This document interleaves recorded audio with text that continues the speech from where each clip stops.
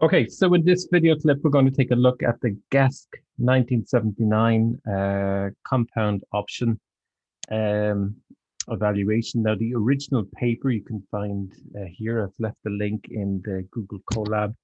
The valuation of compound options by Robert Geske, 1979. And it basically sets out a framework, a closed form solution for estimating the value of a call on a call, call on a put on a call, put on a put. And in each instance, we're talking about a European configuration or European exercise type property embedded in the option. Okay, so you can only exercise at expiry and not before. Okay, so we're going to set that up initially in R, run it using this package, derivative markets, and then we'll compare the results that we obtain against a lattice technique, and I'm going to follow Espen Haug, and I'm going to set out an option binomial tree, a Tian binomial tree, compound option, where we're going to estimate, again, follow the same steps in a sense, estimate a call on a call, call on a put on a call, put on a put, and then we'll permit the American and European properties. So you expand or you multiply the number of different possibilities here. So what the lattice permits us to do is to expand the estimation to include the possibility that the option could expire. So the option and the option on the option could expire prior to the expiry date. That's what we can do in the lattice. For the Geske model, it's purely European condition. Okay, so let's just take now. I'm not going to run the code here in the Colab. I could, but what I'm going to try and do here is just copy this snippet of code. We're going to use these parameter inputs. I'll explain them as we go through. And I'm going to go to, you'll see the link here, RDRIO. Let's just click on that for a moment and open it up. And what this allows you to do is run, there's a number of different packages, of course, in R. And we can run here in the browser the derivative markets package, but there's any number of packages available here. So all the R packages, or most of the R packages, seem to be covered here. So I'll just paste in Control V. I'll paste in our information, and we want to make available the derivative markets in this environment, and then we're going to include in here the so the asset price, and then we're going to have the exercise, so the exercise on the underlying option, and then we'll have the strike for the option on the option. So you have, if you like, you have the underlying is 100, and then you have the exercise of 100, and then you have an option, could be a call option on the call. So you have an exercise on the call. So there's an underlying option, and then you have the option on the option, which has an exercise, and that's the KCO. And we might refer to that as being the strike of the option on the option. V is the volatility, R is the risk-free rate, T1 denotes the time to maturity of the option on the option, and T2 is the time to maturity on the underlying option, and D0 here is D equal to 0 is just the dividend we've set equal to 0. So what's going to come out then from our estimation here is the call on the call, call on the put on the call, and the put and the put, and all are European, right? So the price of a call on the call is 4.02. Call on the put is valued here using the Geske model 1.011. The value of the put on the call is $3.32, and then the put on the put is worth a little bit more, $5.19. Okay, so that's the estimate, or that's what the Geske model is producing based on the derivative package. And you can go through, I mean, what's practical about this, having this in the browser, is you can search down into the function. So you can actually go to the source code here, and you can come here to compound functions, and you could actually copy and paste these functions into your Google Colab browser and run them there, right? With the usual modifications that might apply. But there's loads of functions there. It's a very nice package. And the author is Robert MacDonald of the celebrated Derivative Markets textbook, right? So Robert MacDonald has a well-known textbook. And this is really a superb document in its own right. And the package that he's put into R is really quite comprehensive and a good complement to Haug and to Hull and other key authors in the field. And I use a lot, and it's a practical source. So, okay, we have some results then. The results are, if we go back, if I can recover those. In fact, let's see where we put those, our results. Okay, I'll just go back one more.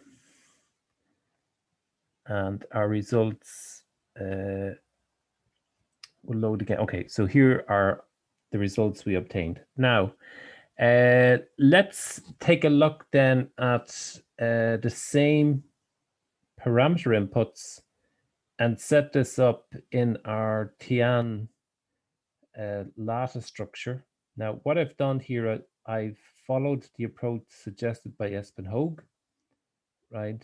And if you want to take a look at the textbook for Espen, he has a section on trees, on lattices, and in there he has a number of different constructions, but one relates to compound options in the lattice framework. He also has the Geske model set up, which you could try out.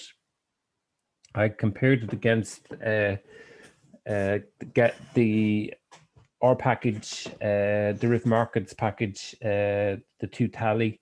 And what I've done here is I've taken some VBA code presented by Espen, and I've adopted it to include in Tian parameters. Now, if you're new to Tian, of course, you could go back through the table of contents here, take a look at what I've provided, right, as other materials. So there's YouTube clips and all the rest.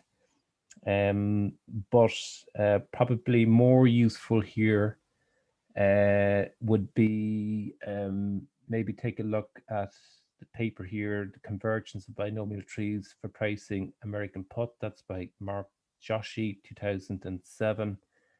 That paper is here, and it explains, it's an overview of the performance of different models, Cox, Ross, Rubinstein, Tian, Lysen-Reimer, Jar-Rudd, and just looks at how you set up the parameter inputs, right, to get the risk neutral probability and to get the up jump and the down jump. Tian tree, this is the Tian 1993, and these are the up and down jumps, and that's based on the information then that we can put in. Now, I've followed this structure, right, for Tian tree, and it's a fairly innocent enough change. So if this is the original Cox-Ross-Rubinstein parameters, a very simple set of changes can be introduced where we introduce into the Cox-Ross-Rubinstein tree actually the Tian tree, right? So you can piggyback off an existing Cox-Ross-Rubinstein tree typically to produce a Tian tree. Now in this case it's for a compound option And so I'm just going to take a look at the performance of the model compared to the Geske model. And to do that, we're going to set this up in Excel. Now, keep in mind, this is in VBA. That's important. We're going to run this in VBA, which is obviously in Excel. So let's just copy our snippet of code that's here. We can't execute the VBA code in Google Colab. It's not possible as of yet. Go into Excel. We'll create a new workbook. Okay, let's just drag that across. And I'll say File, Save As, and I'll just put into the desktop.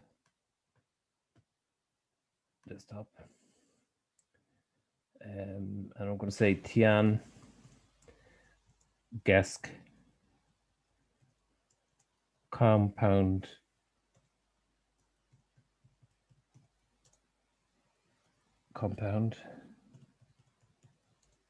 option valuation.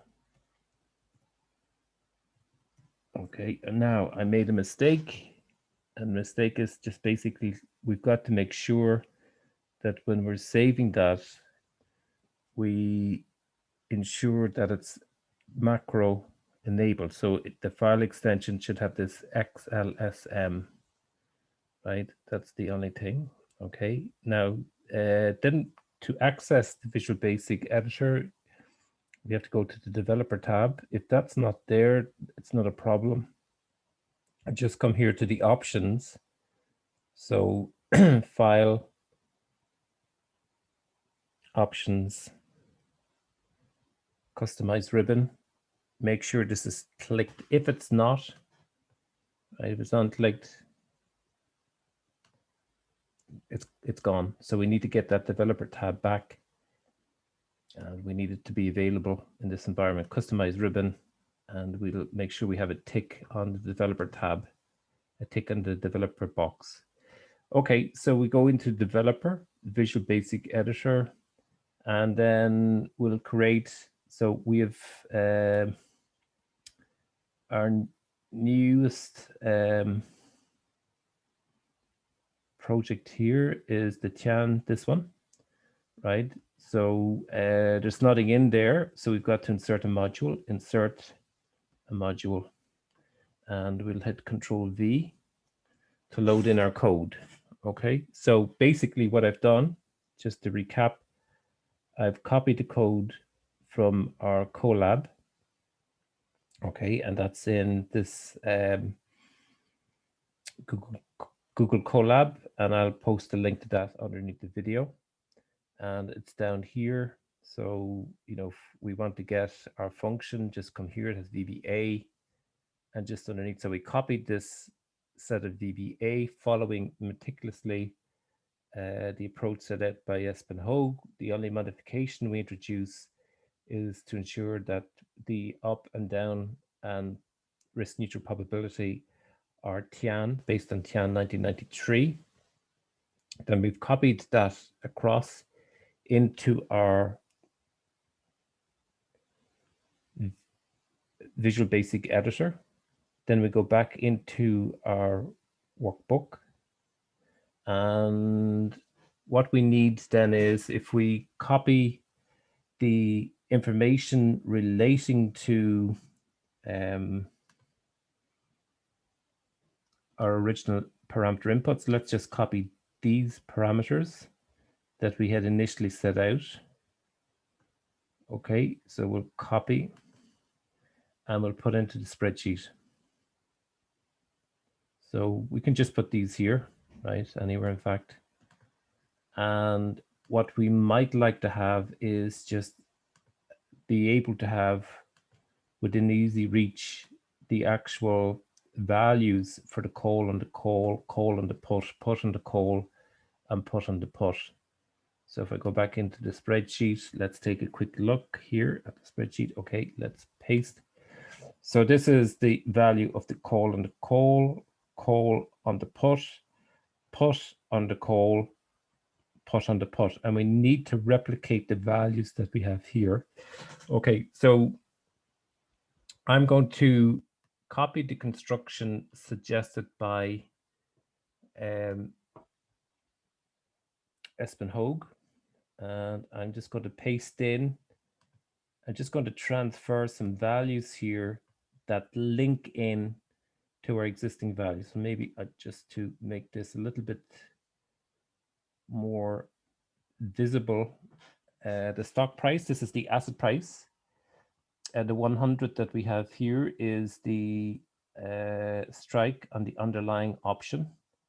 And then we have the strike for the option on the option. So we're going to have initially a call on the call, right? So that it would be CC, call on the call would be CC. And because it's the Geske model, initially it's got to be European. So both the call, the underlying call and the compound call are both going to be said to be European. Later we can explore if they're American. And then we have, okay, so we have the underlying asset price, the strike relating to the underlying option, the strike relating to the option on the option, the time to maturity, right? So we have our T1 here, and that's the time to maturity for the option on the option. So that has to be shorter than for the underlying option, which has got to be longer. Again, I'm following in line with the values I have here. This B here, B is equal to the risk-free rate minus the dividend yield, right? So if D is equal to 0 and R is equal to 5%, then the cost of carry is equal to R negative 0, which is 5. So we're going to assume, at least initially, that the dividend is 0, okay, which is what we have here when we ran with the derivative markets package. The volatility is 20%, same as before. And we're going to go with a 1,000-step tree, which is quite a big tree for a spreadsheet, okay? Now, the name of our function, if you recall, was Tian, and I've been auto-prompted. So this is the one, this is the user-defined function we just incorporated in, that it's the name of the function that we obtained from the Google Colab, right? So if we go back to Google Colab for a second, if you recall, the name of our function was Tian binomial compound option. Okay, so when that's what we copied across, right? And we need to put that in here. Okay, so what do we have? We have equal to Tian, and it auto prompts, that's great. And then to simplify our approach here, just double click FX here. And then it becomes, it's very straightforward. We can put the values just directly in like this. So reference cell. So the American Euro flag, right, was European, and the compound option is European, right? So both options, the underlying option and the option on the option, the compound option, the option is European, and the underlying option is European. Okay, so that's the simplest.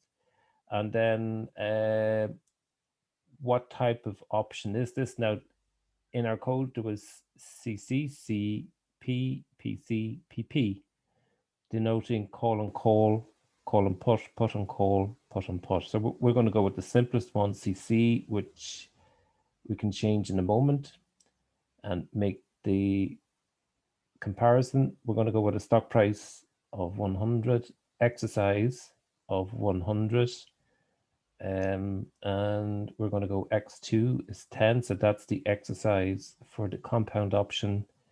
T1 is the shorter maturity, that's the option on the option, and then T2 is the longer dated, it's the underlying option.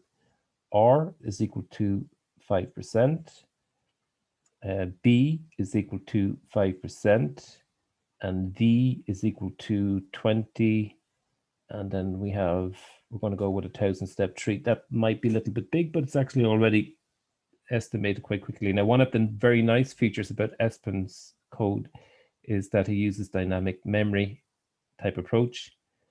Okay, we're getting 4.02. Now remember, that's the call on the call. And we have this a very similar result down here. And I'm quite sure if we raise that to 2000 steps, we'll even get closer. So the Geske is the European, and the first one here is the call and the call. What about the call and the put? We'll just change it to CP. CP. So you can see this quite fast.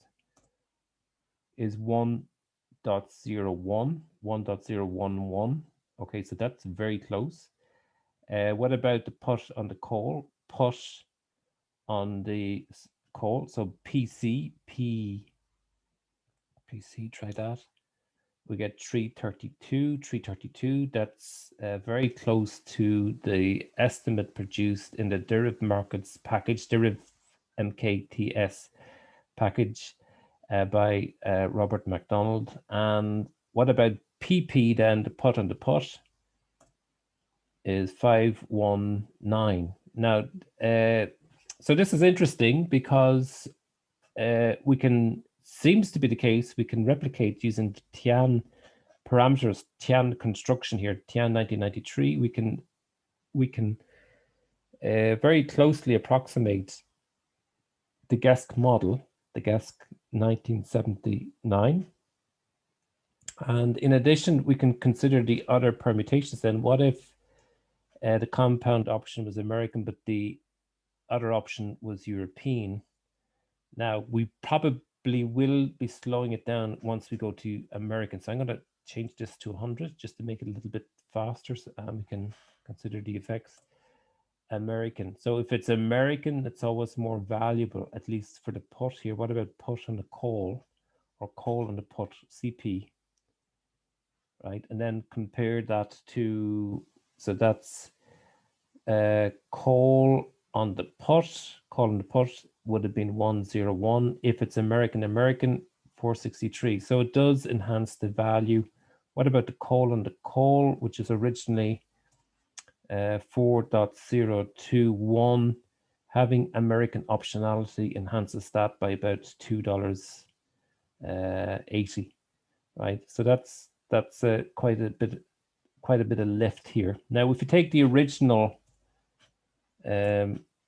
European configuration and go back to the Geske model, one of the interesting features about the Geske model is related to measuring credit risk, right? And one way of observing or understanding what a stock is to consider it as an option in its own right. So a stock, according to Merton, a stock is actually an option. It's if you take a stock, any stock is equal to the asset minus the liabilities. The stock is the equity, and in a balance sheet type setup, the equity is equal to the assets minus the liabilities. So if you have a call option on a stock, you have a call on a call, according to Merton. And with this Geske model, you now have a way of determining the valuation, or you have a valuation model for a call on a call. So this compound option might sound very exotic. In fact, it's heavily used in credit risk. And Hall and White, and I think Izzy Nelken have produced a paper where they make use of this Geske type, this Geske model for determining the implied volatility of the underlying assets, right? That can be a bit tricky. We seem to be able to do with the Geske model. So you open up lots of vistas here with this Geske model. And I think, to be fair, Espen's code here is really very parsimonious, but very effective, very efficient. It goes very nicely into the spreadsheet without any difficulty. It can run these estimations. I have quite a few tabs opened up in my browser of different applications running, and yet with 500 steps in the tree, I'm getting relatively nippy estimation speed, and it's quite close to true, right? Or quite close to the continuous time model, right, at 1,000 steps. So that's quite a fast model that can be set up in your spreadsheet. This instance, we're using Tian we could probably try to use other type parameters. I might try that at a later session. So I think probably I've covered here the full gambit of what I wanted to take a look at. So in future video clips, I hope to set this up using other type of model configuration, but this is a relatively simple one and it's quite efficient. So it's something you could play around with. I'll leave the code up on the Google Colab and that'll be posted beneath the video clip.